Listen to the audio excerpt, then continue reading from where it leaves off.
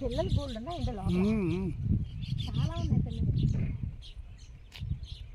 పిచ్చుకలు ఉండే పరిసరాలకు రావటం జరిగింది.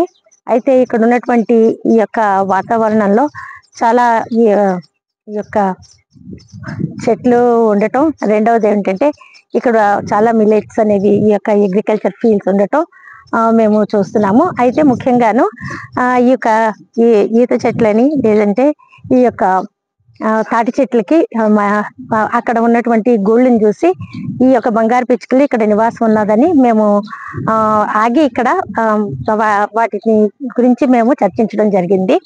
ముఖ్యంగా వాటి నుంచి వచ్చినటువంటి చాలా ప్రయోజనాలు మనకి ఈరోజు పెస్ట్ అనేది కంట్రోల్ అవటం జరిగింది. ఎందుకంటే అవి ముఖ్యంగా ఈ యొక్క అగ్రికల్చర్ ఫీల్డ్ లో ఉన్నటువంటి కీటకాలని వాటిని అవి తినివేస్తాయి. దాని నుంచి వ్యవసాయ పరంగా అవి ముఖ్యంగా రైతుకు మంచి సహాయపడుతుంది. రెండవదిగా మనము చూసినట్టయితే ఇది పాలినేషన్, ఈ యొక్క సీడ్స్ ని తిని ఇక్కడ ఉన్నటువంటి మరియు అది పాలినేషన్ జరుగుతుంది వీటి నుంచి. ఇదే కాకుండా మనము బయోడైవర్సిటీ అనే దాని గురించి ఇది బాగా కన్సర్వ్ చేయడానికి సహాయపడుతుంది. దీని నుంచి ఇక్కడ ఉన్నటువంటి ఈకో సిస్టమ్ అనేది కూడా మనము స్ట్రెంగ్థెన్ చేయడానికి మంచిగా మనము దోహదపడుతుంది. కాబట్టి ఈ యొక్క బంగారు పిచ్చుకలన్నిటినీ కూడా మనము సంరక్షించాలని, ముఖ్యంగాను వాటికి సరిపడా ఈ యొక్క చెట్లు అనేవి నాటి వాటి యొక్క సంతతిని పెంచాలని చెప్పి మేము కోరుతున్నాము.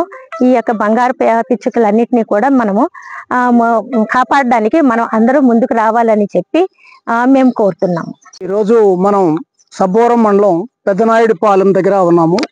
ఇక్కడ ఒక దేవాలయము, ఒక చెరువు ఇవన్నీ చూస్తున్నాం. అయితే ఈ పక్కనే ఒకే ఒక తాటి చెట్టు మీద వందలాది గూళ్ళు పెట్టుకొని బంగారు పిచ్చుకలు కనిపిస్తున్నాయి. ఈ బంగారు పిచ్చుకలను కాపాడవలసిన బాధ్యత మనందరి మీద ఉంది. ప్రధానంగా అంతరించిపోతున్న జీవుల్లో ఒకటైన ఈ గోల్డెన్ స్పారోని మనం కాపాడాలి. ఎందుకంటే ఇది పంటకు సంబంధించి చాలా బాగా ఉపయోగపడుతుంది. క్రిమిసంహారకాలని ఆహారంగా తీసుకుంటుంది, క్రిములను ఆహారంగా తీసుకుంటుంది. క్రిమిసంహారకాల వల్ల ఇవి అంతరించిపోతున్నాయి. కాబట్టి ఈ ప్రాంతంలో క్రిమిసంహారకాలు వాడకుండా ఆపించే ప్రయత్నం చేయాలి.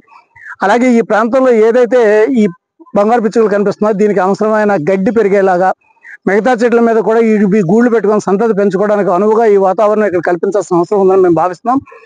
ఏదైతే మనకి ఈ హరిత విప్లవం పేరుతో రసాయన క్రిమిసంహారకాలు వచ్చాయో, ఆ రసాయన కలుపుతే ముందు వచ్చాయి, దానివల్ల ఈ జాతి అంతరిస్తుంది. కాబట్టి ఈ జాతిని ఈ ప్రాంతంలో కాపాడాలి. ఈ జాతిని ఇక్కడే కాదు, రాష్ట్రంలో ఉన్న మిగతా ప్రాంతాలను కూడా ఎక్కువ స్పేస్ అని పెట్టుకొని ఈ మొత్తం ఈ జీవాన్ని ఏదైతే బంగారు పిచ్చుకలు ఉన్నాయో ఇట్లాంటి ఇతర పక్షులను కూడా కాపాడుకునేందుకు ప్రయత్నం చేయాలని కోరుతున్నాం. ఈ ప్రాంతం గవర్నమెంట్ గుర్తించాలని, ఈ గుర్తించి దీన్ని కాపాడటానికి ఉపకరించాలని మేము అయితే ఆలోచిస్తాం. సరే కదా.